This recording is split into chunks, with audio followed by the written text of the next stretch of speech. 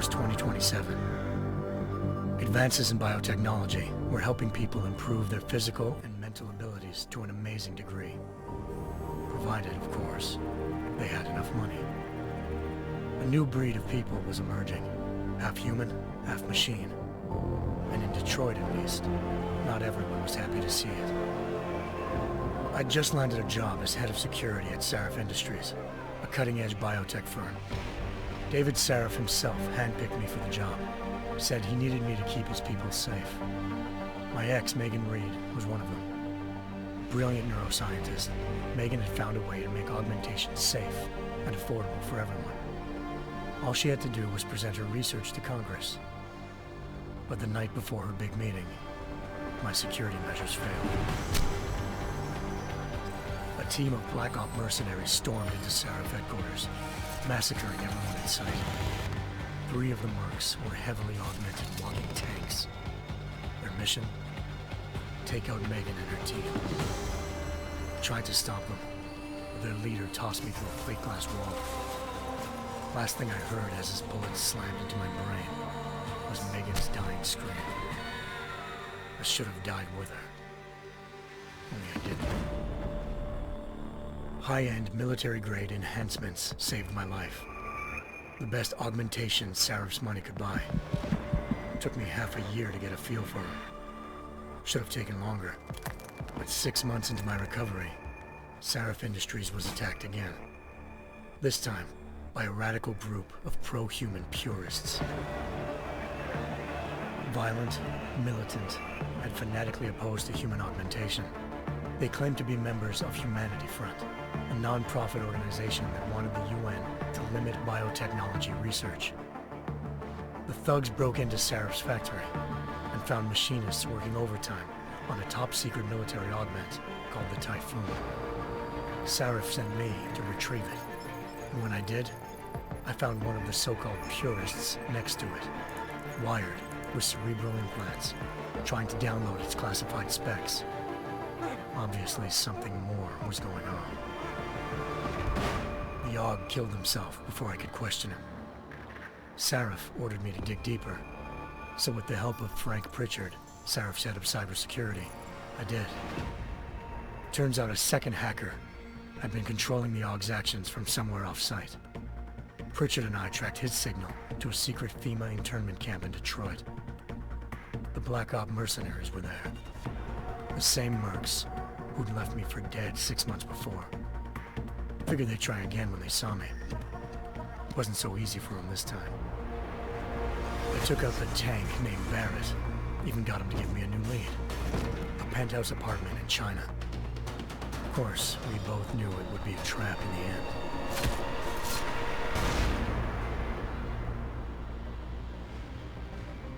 Hengsha Island, China. Home to a city so crowded, they had to build a second city on top of it. Trying to find clues in Hengsha wouldn't be easy. Lucky for me, I wasn't alone. Farida Malik, Sarif Industries' ace pilot, had lived in Hengsha before. A good person to have on your side. She knew enough about the place to get me around. Malik dropped me in the lower city, close to the penthouse Barrett had told me about. Bell Tower Associates, a private security firm under contract to the Chinese government, had agents tossing the suite when I arrived. Just not for the reason I'd been expecting. Turns out the man who lived there was a criminal hacker named Van Bruggen.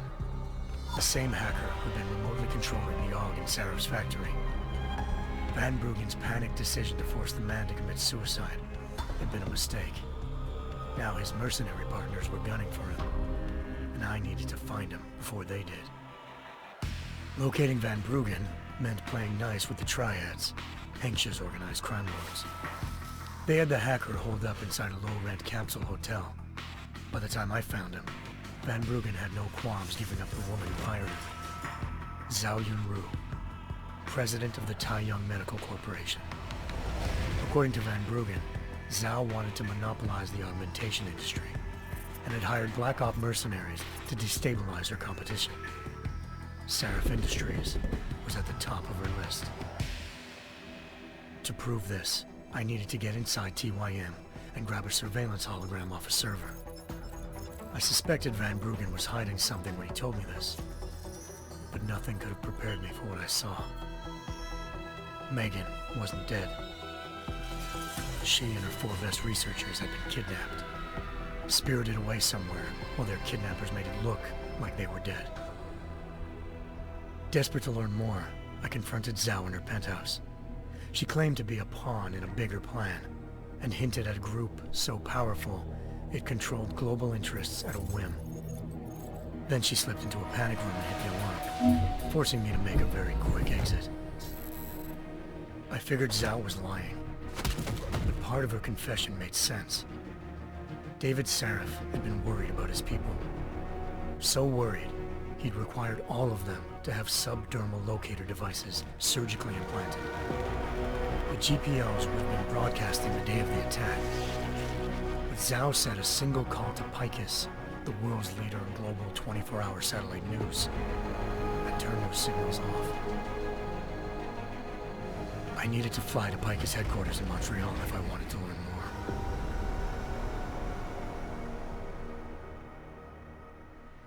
Eliza Cassan, Picus Communications' First Lady of News. Malik thought I was reaching when I told her Eliza was involved in this. The world's most famous news anchor, working with a mercenary hit squad. But when I confronted Cassan in her office, she freely admitted to jamming Detroit's satellites the night Megan's team had been taken. Said she's just been following her commands. I suspected she wanted to say more. But Black Op mercenaries showed up looking to shut us both down. And just like that, the Eliza I'd been talking to disappeared. The Mercs were led by an augmented killer I'd crossed paths with twice before. Fedorova, a woman who'd made silence her best friend. She waited for me to track Eliza's transmission to a secret server room underneath the Picus complex, then jumped me from behind. A deadly fight ensued. I made sure she never moved silently again. With Fedorova down, and no one left to keep Eliza quiet, she reappeared. Turns out Picus's First Lady of News wasn't a lady at all. She was a sophisticated AI program, engineered to monitor data streams and control what people believed. Eliza told me the Mercs had brought in a Humanity Front doctor named Isaiah Sandoval to remove the scientist's implanted tracking devices while Detroit's satellites were down. She also told me to speak to David Sarif if I wanted to learn more. By the time Malik and I got back to Detroit, tensions between normal and augmented citizens had reached a flashpoint. Riots were breaking out in several cities. The UN was being urged to intervene. Sarif was trying hard to convince Hugh Darrow, the inventor-turned-philanthropist who'd once been a leading proponent of enhancement technologies, to help stop a possible regulatory vote. Sarif had a lot riding on Darrow. Megan's discovery would have given millions of people the chance to evolve beyond their normal human abilities, and at the same time catapulted Sarif Industries to the top of the Fortune 500.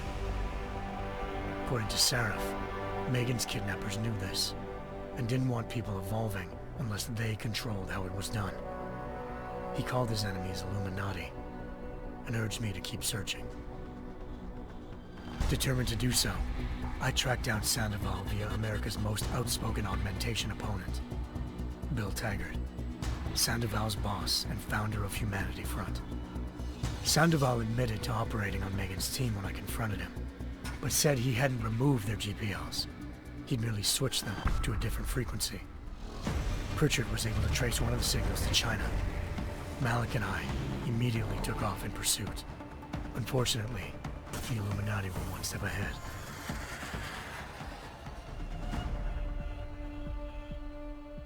Ambushed. Shot out of the sky by Bell Tower Associates, seconds after entering Hengsha's airspace. Malik's piloting skills saved me. After a tense and bitter struggle, I escaped into Lower Hengsha. The tracking signal I was following led straight to the Triads, or more specifically, to the augmented arm of Tong Si-hung, leader of a gang of augmentation harvesters. Tong said they'd taken the arm off a corpse, which Bell Tower had left at their door, meaning at least one of Sarif's scientists was dead. Maybe not the rest of them, though. Tong pointed me to a port used for human trafficking and helped me slip aboard a bell tower ship. It was sailing to Rifleman Bank Station, a military base in the South China Sea. Bell Tower was holding kidnapped civilians as prisoners there, and using them to perfect the Chiron Project, a human-computer interface that left most of its test subjects dead. My search for Megan would have ended then, if not for a mysterious ally named Quinn. In exchange for my help exposing Bell Tower, he slipped me aboard a second ship headed to Singapore, and an Illuminati-run biotech facility called Omega Ranch. 3 of Sarif's scientists were there, forced by their captors to create a technology capable of remotely shutting down augmented abilities. Thanks to an emergency recall notice issued by the World Health Organization, millions of people all over the world already had the biochip installed. With the help of the scientists, I tracked Megan to a private section of the ranch. There, I ran into Yaron Namir, the walking tank who'd put a bullet in my brain the first time we met. He'd teamed up with Zhao and was hoping to catch me off guard. Their little ambush didn't work. I found Megan in a suite belonging to Hugh Darrow, the billionaire philanthropist who'd Sarif had called on for help. Darrow had convinced her to go along with the biochip plan by promising to sabotage the tech. As she was explaining this, Darrow appeared in a global broadcast, telling the world that augmentations would be the death of mankind. Then he activated the biochips to prove his point. All over the world, augmented people flew into a killing frenzy. Darrow had betrayed everyone, and it was up to me to set things right. To do it, I had to reach Panchaea, a massive installation in the Arctic Ocean. As I raced through corridors built by an all-augmented workforce, I saw death and destruction firsthand. By the time I shut down Darrow's broadcast, I knew the damage he'd done. Still, humanity's future remained unclear. How would the world react to this sabotage? Would people ever regain their faith in augmentations again? What would be the Illuminati's next move? Only time could give us the answers.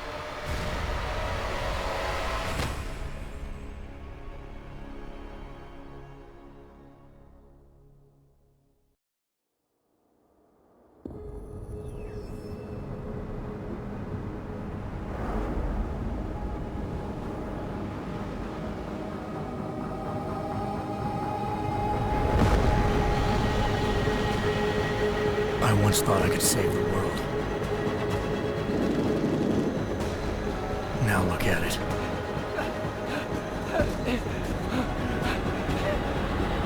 In yet another augmented terror attack, 251 passengers aboard Sister Airlines Flight 451 were killed when an augmented passenger broke into the plane's cockpit and ruthlessly butchered its flight crew.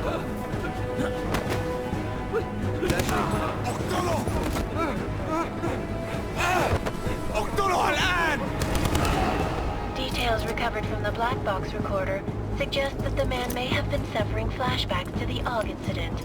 That horrible day 2 years ago when augmented people all over the world flew into a psychotic killing spree, causing the greatest loss of life in recent history. Sometimes, you just have to let go and embrace what you've become. Not gonna go all wonky on us now, Hansa, are ya? Well, if I do, McCready, I guarantee you'll never see it coming. Agent Jensen! Am I gonna have a problem with you? No, sir. No reason to assume you would. Good, because you are the only augmented operative on this team, and I intend to make good use of you. Listen up, all of you. We got a sandstorm barreling down our arse and we can't afford to make mistakes. We're going after this man, an arms dealer named Shepard. He's ex-Bell Tower, one of the Special Forces commanders who disappeared during the incident. And he's come out of hiding. That cannot be good. It's not. He's selling weapons and military-grade augments to terrorists. This is Aran Singh, the undercover agent who lured Shepard out of his hole. Best you see Interpol's got. For 3 years he's worked hard to get in tight with the Jinn, an Iraqi smuggling cartel that's infected the Eastern Hemisphere like a plague. Last week, our arms dealer sent a message to the Jinn, offering to sell them a shitload of black market merchandise dirt cheap. They told Singh to handle the buy. They're not gonna like it when Interpol disrupts their party. Singh's cover really that good? It is right now. We need to keep it that way. This is where the deal's going down. A half-finished high-rise hotel that's been abandoned ever since the incident. It's not a pretty picture inside. Let me guess. Most of the laborers were augmented with heavy-duty industrial rigs. So when the incident hit, and they all went schizo, things got gruesome real fast. And no one, except for some homeless junkies, have been inside the place ever since. So what's the plan, Director? Singh's meeting Shepard on the ground floor, inside the hotel's main atrium. He sent the bulk of his Jinn crew to the penthouse levels to secure a vantage point. I want McCready's team to take up positions overlooking the atrium and make the arrest. Jensen, you're going in solo from the roof. My objectives? Keep the Jinn from joining the party. As far as we can tell, only one route connects the atrium to the penthouse level, a halfway decent elevator shaft. Here. I want you to block access to it. Fine. Just cut me loose. Do you plan on relying solely on your augments for this one? I'd recommend taking a little hardware, just to be sure.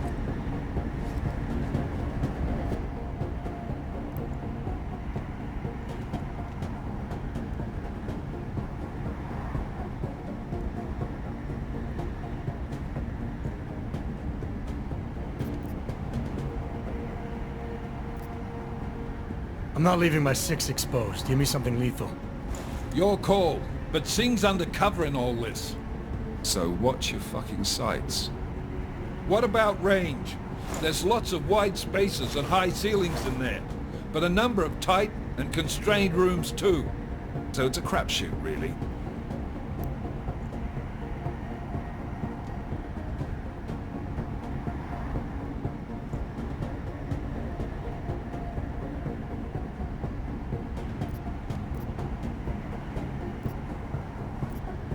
Well, I'm not looking to play dice with anyone in there. Give me something with distance. Your call. Less chance of being seen and compromising Singh that way. One last thing, Jensen. Singh said the Jinn are using some sort of portable Wi-Fi device to boost communications. He's got a better chance of maintaining cover if you disable it. I'll keep an eye out for it. But aren't we on the clock here? You said there's a sandstorm moving in. There is, and we got the intel on this mission at the very last minute, so we're scrambling a little. If it comes to it, your #1 priority is keeping the Jinn out of that atrium. Copy that. Time to put away your heavy thoughts, gentlemen. We're approaching the target building. You're up first, Jensen. Let's do this.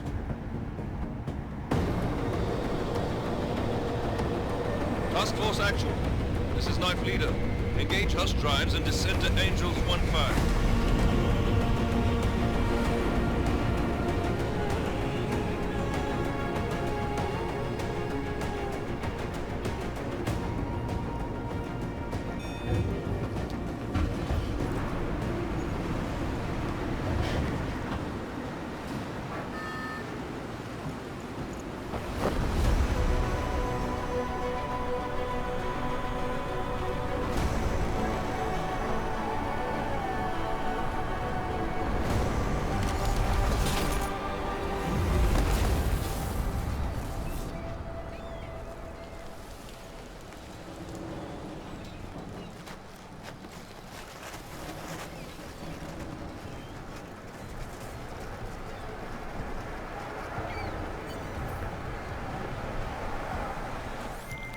Team leader, this is Jensen. I'm on the roof. Solid copy.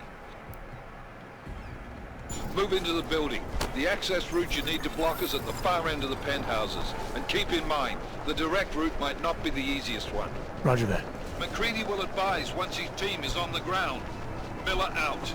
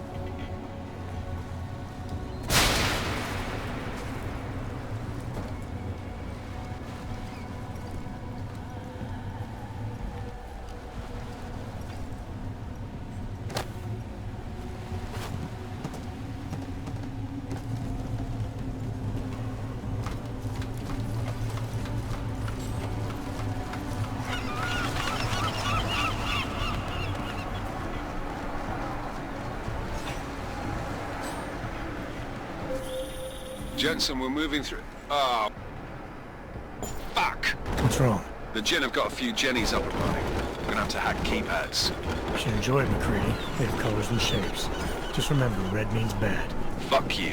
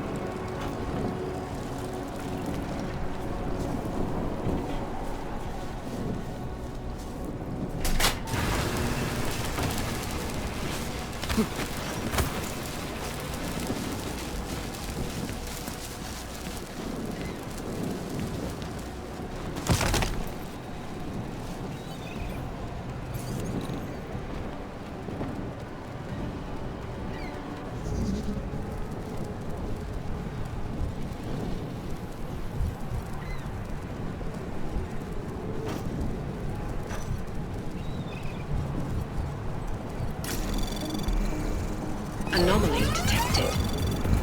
Trace program initiated.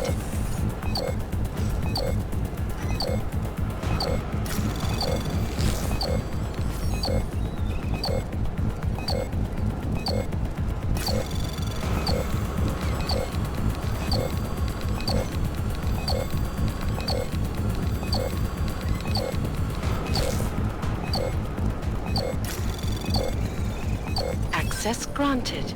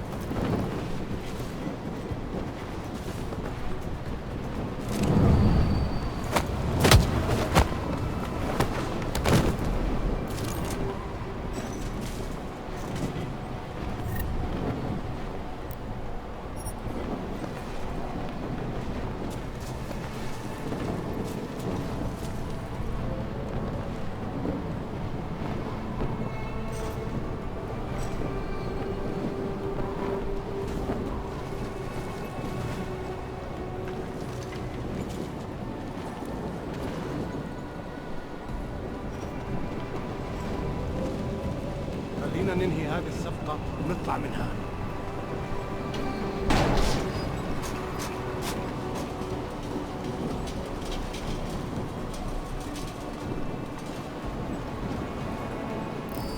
مفيش وقت.